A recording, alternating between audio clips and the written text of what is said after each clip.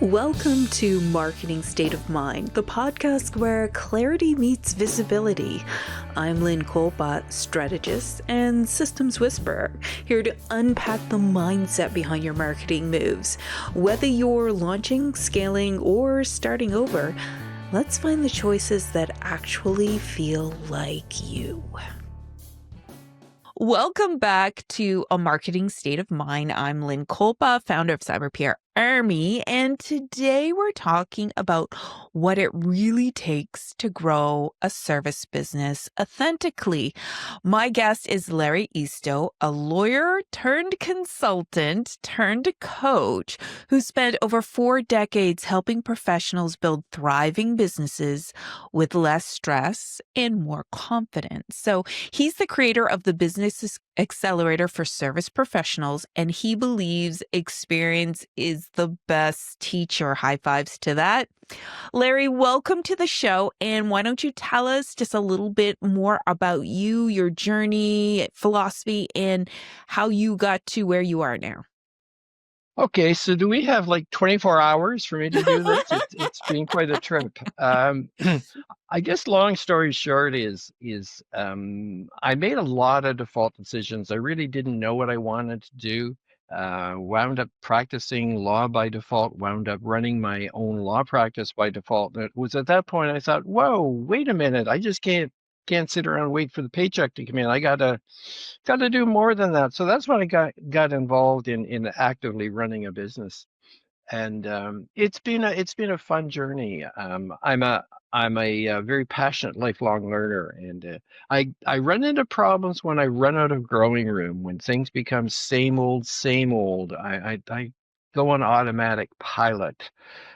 So done a lot of changes to keep up with the desire to grow, and it's after I left law, I was consulting. One of my areas that I really enjoy is strategic planning, and I was doing strategic planning, wanted to do some marketing, and I went to a course, and the guy said, "Do you really want to succeed as a consultant? You got to write a book." And I thought, "Hey, that sounds like fun."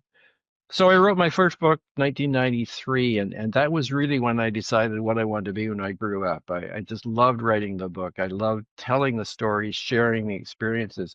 So since then, since 1993, it's been just a great ride of learning and sharing and frustration, but continuing to learn and grow and get excited.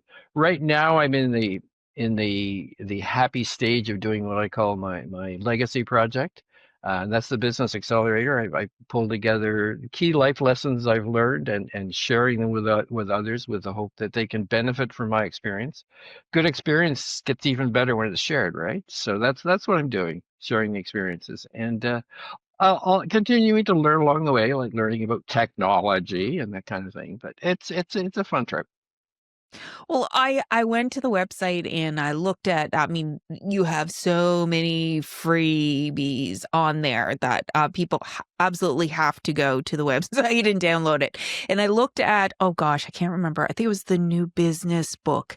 I'm just kind of skimming it to see what it was like. And what I really loved about it is that is it. You talked about experience and authenticity. There is a section on how your brain works and how it makes decisions. And I guess that how does to you authenticity look like in your day to day, or maybe I guess I'm looking for how does authenticity look like to your clients in their daily business, and how do you help them show up as who they are? That's an interesting question, and it's um, the short answer is that I think success in any business, regardless of whether it's yours, mine, or IBM or something like that, it depends upon relationships, interpersonal relationships, both within and without. It's based on getting along with people. And when it comes to attracting clients, there's really two basic ways of doing it. One is the traditional hype-filled marketing thing. Hire me, I'm the best, I do great results for you, blah, blah, blah, blah, blah. And the other is a more gentle, attracting the kinds of people you want to work with. And the model that that I've developed that works for me and works for lots of people is to attract clients the way you make friends. I mean, if you move into a new community, you're not going to make friends by telling them how great you are, telling what an amazing person you are, and lying to them about your past and just that kind of stuff. You showcase your best. Oh yeah, yeah, yeah. I mean, so I think that's how we start attracting them. So that reflects in our marketing and our networking. It's our true best self. Now that's really scary because a lot of times we don't really want to put our true best self out there. It's a pretty scary world out there. But yeah, it is.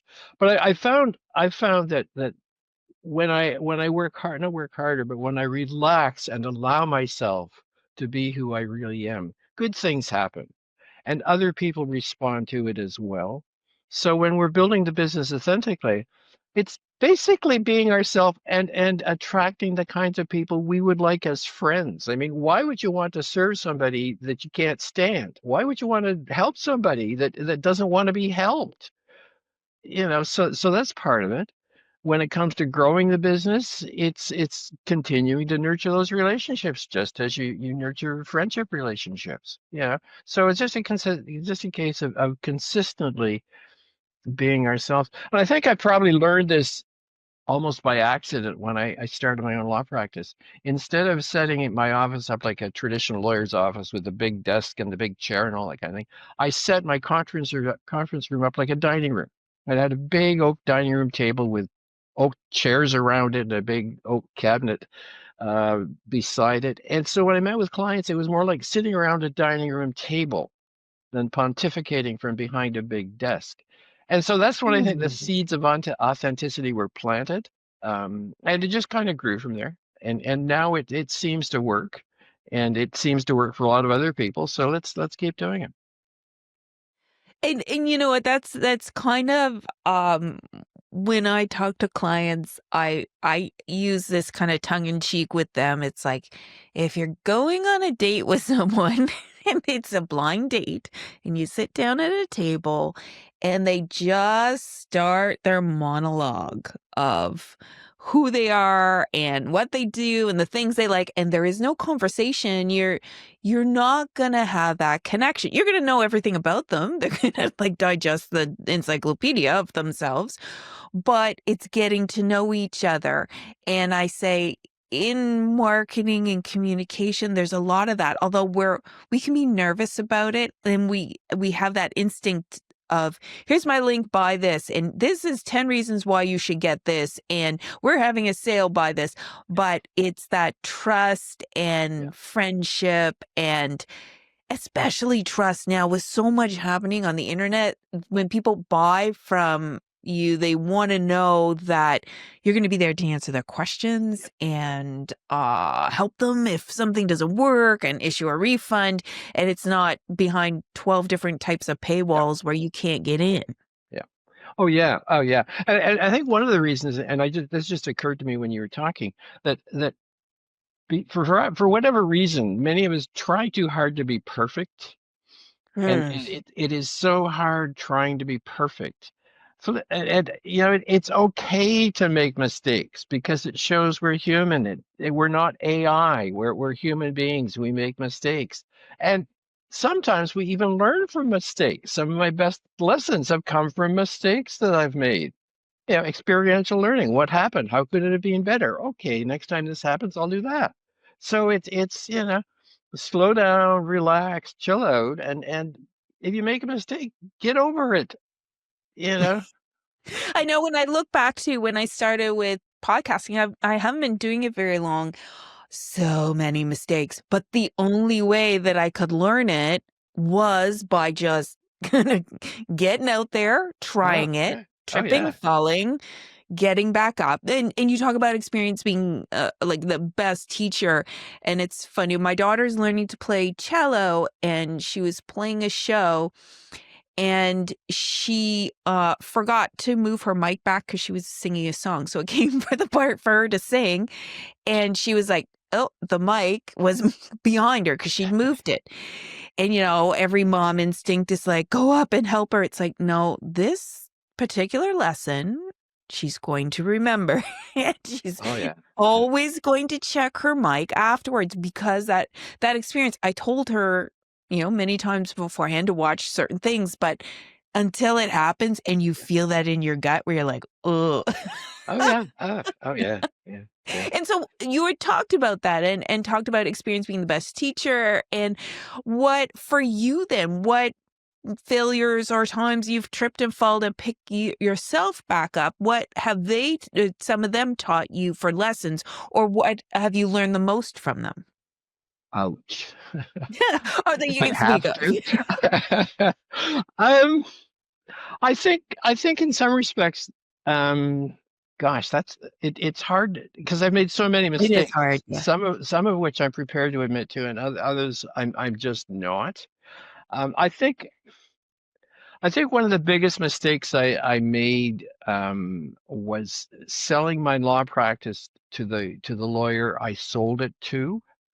I was practicing law in a small town, and it was great. I had a very successful practice, very busy. I loved my clients. I loved what I was doing, but just really running out of growing room. I was doing Mm. when I was doing real estate purchase number 647. I couldn't get as excited about it as my clients were. And I thought, you deserve the same excitement as number one. And that was part of it. So anyway, I was so anxious to get out, and I got an offer from a guy. I didn't like him. I had my intuition told me, no, don't deal with this guy, but my need to escape overrode that. So we finally agreed, and he he paid the deposit on the purchase of the law practice, and he was going to the agreement was that he was going to pay me over 6 or 8 months from the proceeds of the law practice. And I was going to California. I was going to take a master's degree in spirituality. And I'd been accepted in the program, and waiting for the program to start. And he was going to send me proof of financial support that I could take to the immigration people to get my student visa validated and all that kind of stuff. And I finally got the letter from him, and it was brutal. He accused me of selling him bad goods. He accused me of lying. He accused me of all sorts of things. It just and he also said that if I ever came back to Canada, there'd be a warrant out for my arrest. So here I am with my wife and two kids in California, and got the letter, didn't know what to do, went down to Fisherman's Bay and thought, wow, wow. Ugh. Yeah, super mistake. And my intuition knew that I shouldn't have done it, but my brain overruled it. And so from there, I learned to trust the intuition, trust what really feels right. And since then, I've learned that I'm very intuitive, and my intuition tends to be bang on. And secondly, I'm a highly sensitive person, which is another interesting thing, rabbit hole to go down for another time. But I've learned to trust that. So going back to that, even though my head was saying, take the money and run, take the money and run, take the money and run, my intuition was saying, this doesn't feel right. This doesn't feel right. And it's interesting because when I when I uh, when I got the letter, it was like about 3 months after I'd sold the practice. He told me there'd be a warrant out for my arrest, and I was kind of a little nervous because I didn't want to be in the U.S. without legal status or go back to Canada to be arrested. So I called another lawyer friend to describe the story and say, "Can you find out if I'm in trouble?" And so he said, sure. So he checked around, and we talked a couple of days later, and he said, that guy is and he said within 2 months he had ruined your practice. He chased away every client that you had. So, okay, yeah, trust the intuition. And it, yeah, that's the biggest mistake. And that's what I find is tough about, I want to say, intuition, sixth sense, that why is my skin crawling? Why are my hair standing up? Why am I really alert at this particular moment? Why am I reading this correspondence from somebody and everything they say is nice, but I'm not feeling nice Yeah, about it. And it's so hard to make a decision based on yeah, that because there's not there's not hard evidence and hard facts. And I'll use an example. I'm a huge proponent for AI, and I got an email from somebody, and it was one of those feelings. It was like, I just he's being nice, and he's saying he wants me to work with him on something coming up in 3 months, but why do I feel, like, Yeah. icky Oh and yeah. weird about it? Yeah. And I ran it through the AI, and it's just kinda interesting because it's trained, on so much language, and I said, "Why do I feel weird when I read this?" And the AI spit back, well, actually, the particular words he's choosing, he's trying to hold you at a distance. He doesn't want to commit, but he doesn't want to let you go in case he needs you, but he's definitely not committing. It's like, oh, that's what it Yeah. was. He wasn't really leaning fully in. And part of me understood it, but I couldn't articulate it. Yeah. And that's the real tough stuff right there. Yeah. And I think what I've become such a fan of intuition. AI helps. I think that as humans we have body, mind, and spirit. And over the past X number of years, brain has taken priority over absolutely everything. We have valued what we thought, or we valued what the experts told us. Mm, And we've forgotten that part of the decision making is the body, mind, and spirit. Brain is certainly brain is the mind, but the body also gives us tons and tons and tons of information that in times, prehistoric times, people relied on that. You know, they knew they knew when to do things. But for whatever reason, the body and the mind have been totally ignored in decision making. It's all about brain stuff. It's all about, what do the numbers say and all that kind of thing. And again, you take a look at religions, and to me, there's a difference between religion and spirituality. But take a look at religions, which are vehicles for spirituality. Man, there's just so much experience out there. There's yeah. so much knowledge that we are blocking because of our commitment to our brains. And the same thing happens with our bodies. Your body was giving you information that you're astute enough to pick up. What does this mean? So the body was giving, and it happens all the time, but it's hard for us to accept information coming from the body because it's really woo-woo, that's what hippies do and all that stuff. But I find that if I have a tough decision to make, the best thing for me to do is do nothing, is to sit on my patio and talk to the trees, because Mm, that creates the space for my body to give me some feedback, and also mhm. takes the pressure off my brain to go wherever it wants to gather whatever information it needs to make the right decision, rather than me locking into a passive action. So yeah, the intuition is there, and it took me a long time to really accept the intuition, because I was a lawyer. I didn't want to go with this woo woo intuition stuff. It's give me the information, give me the facts. But it's taken so long time to get there, and I think that spills into something like marketing, spills into computer stuff, that because we may not have confidence in our own ability, we are oh so eager to take the advice of someone who tells us what to do. And the nice thing about that is if it goes well, we say, oh, I just picked it up, I can do it. If we mess up, we can blame somebody else. So yeah, it's running a business is kind of like running your life, and the same kind of things factor into it.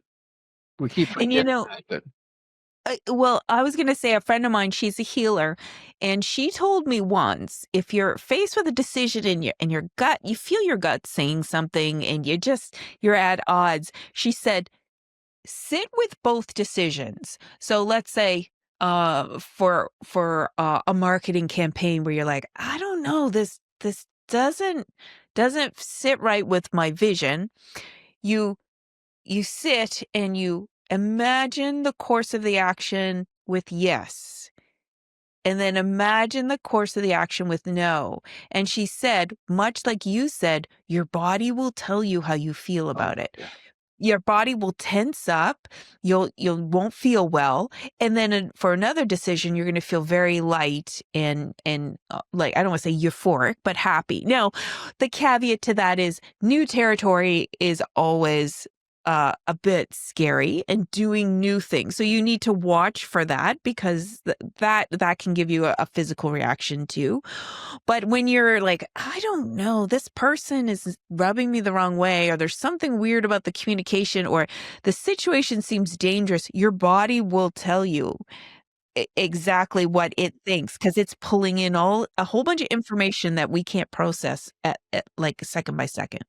Yeah, and it goes beyond there. I mean, that it starts there, and it also when our bodies are receptive to that kind of information, it positions us to take advantage of the law of attraction.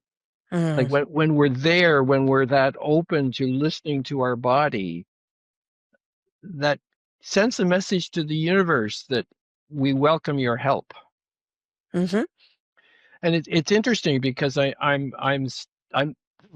my current project, the Business Accelerator, it's out there, and it's good to go, and there's 16 coaching sessions, so I think I've got 10 of them done, 9 of them done now.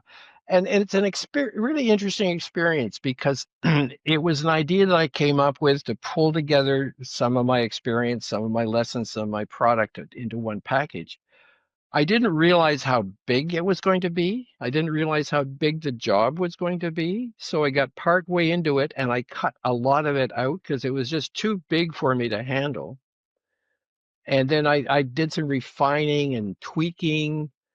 And now it's just, again, I feel like I'm a channel pulling this information together. I'm not sure it's my stuff, but I am not consciously setting up a plan to how to pull this together. I'm just letting it flow, following the direction it goes in. And there's a really fascinating element that just out of the blue that I've built in. I'm building in podcasts. Yeah, into coaching sessions, I'm building in podcasts, because the podcast discussions are different than instruction. And by building in the podcast conversations, I can ask mindfulness kinds of questions that aren't part mm, of formal learning. And this is making it so exciting. And what's even better is I'm thinking, now I need a podcast that address this kind of an issue. And I look at my list, and bingo, there's one. Bingo, there's one. And so it's almost as if I'm a channel. I am the facilitator pulling together all these bits and pieces that are out there. And every time I finish something, I go, holy crap, that's good. And it is so much bigger. In size, it's smaller, but in quality, it's better than I could ever have imagined. And I can't take credit for that. I'm co-creating with the universe and the podcast hosts I've talked to and the clients I've talked to. So I'm a co-creator with a cast of hundreds. mm. And it feels so good. Okay, sure, my name's on it and I'm responsible and all that kind of thing. But it feels so good to be facilitating, pulling together all these great ideas from such different places. I'm not doing that. The universe has set me up for that. And it feels damn good. Well, there's a little section on your website, and I made a note of it because I absolutely love it, and it's actually something that I struggle with, so I'm working through. So on your website, you put, it's on the About Me section. Instead of telling clients what actions they should or shouldn't be taking, I tried to help them understand their current situation in order to make the most appropriate decisions to achieve their desired results. And I that's one of my favorite approaches, and that's how I try to work with when I work with people as well, and they say, "Well, where do you start? And what's the first thing you do?" It's like, "Well, it all depends where the client is. So it all depends on where you are. You're going to almost as you bloom and as you unfold, you're going to tell me how I'm going to support you." So I just really love that it's you go in and kind of evaluate them where they are and support them when they're where they're needed. And my question on that is looking at successes and how you help them get successes. How do you define success? Because with this different type of mindset, a lot of people do success like, I've sold X amount, I've had this ROI, I've had this. Do you still lean into those hard numbers for defining success, or do you have other ways you define success? I I think I think one of the catchwords I've used in the past is how to achieve success on your own terms. Success means different things to different people. Um, for me, and then again at this stage in my life, success for me is the feeling of having made a difference. The biggest my biggest joy for my first book was a person I knew who got a hold of my book, and at the time he was working as a clerk in a large organization. And I don't know what I said in the book. This was How to Succeed in Your Home Business. I really don't know what I said that really resonated with him. But as a result of working through my book, he left his job and did what he always wanted to do, which is become a financial planner. And he not only did he become a financial planner, he wound up teaching financial planning at a college. And I haven't seen him in years, but when I was seeing him regularly, every time he saw me, he thanked me for being helping him. He credits me with his success. Well, I didn't really do it, but whatever I did worked for him. And so that to me is is success. For me, is success is I guess twofold. One is learning some really cool things, and secondly, sharing them with others so they too can benefit from it. So that's success for me. Is it success for everybody else? No. Some people, the success is the Breitling watch. For others, it's the big car or the vacation property or the bucket list with all the tick marks done. So it's a personal thing. So that's part of it, and also it depends upon so many factors go into it, but it depends upon who you really are. I mean, it's easy for me to say success is knowing I made a difference because that's been the story of my life. I haven't worn a sweatshirt that said I make a difference, but everything I've done has in some way or another played that role. The podcast I listened to yesterday in preparing the work, I made reference to my first job, as it were, which was as a camp counselor. Well, that's making a difference, you know. And I joked about when I was 3, I wanted to be a garbage man, and I realized now, well, okay, maybe that was prophetic because as garbage men, they clean up mess. Well, certainly as a lawyer, consultant, coach, I've cleaned up a lot of messes. So maybe that was prophetic. So all these factors fit into it. Take some introspection as to what's really important to me and what can I do. Um, what do I want written on, when I'm getting my lifetime achievement award, what do I want them to say about me? That kind of thing. And it's different for everybody. I know someone who is very, very, very family oriented, and for her to have a successful family gathering is just nirvana, just absolute nirvana. So yeah, different No. strokes. That 100% makes sense. So as we kind of round out our talk, I think we could probably talk for a couple more hours. At least, Um, at least. so if somebody listening right now is trying to navigate what like their experiences in life and navigate their instinct, and if they're feeling stuck and overwhelmed and just don't know what the next step is or how to kind of dislodge from where they are, what would you recommend one small thing they could do today to just get momentum again and move forward? Wow. I think again, different strokes for different people. The first thing that came to mind is for me it would be go up my patio. Yeah, it's nice out there. I would go out there and just sit and be, but that would Mm, somebody who was a constant thinker, that would just exacerbate the problem. true. That would make it really scary. I think that the short answer would probably be create the mental space, which means turn the screens off and everything, and just think think of imagine how it would be if you were perfectly happy in Mm. every way. What are you doing? What do you have? Who are you? Just those kinds of things. And then hopefully there would be enough coming from that would set some kind of a model, some kind of a set of goals to work towards. No, that makes sense. So thank you so much. And what is what's the best way for people to reach out to you if they have any questions, they want to join your program, find out about your book, and how they can connect directly with you? Well, there's two places. One is LinkedIn.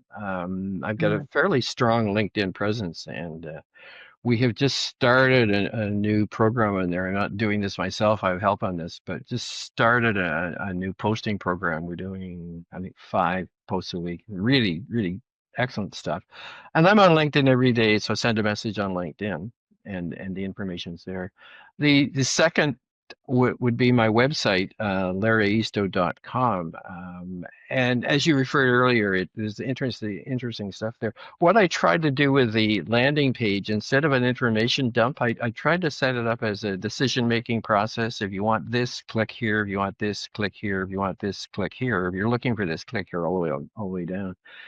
And towards the bottom of it, there are a couple of free gifts. I like thanking people, and I realize people have taken time to listen to this podcast, so I want to thank them for their time. So there's a choice of 2 gifts there. You can have one or both of them.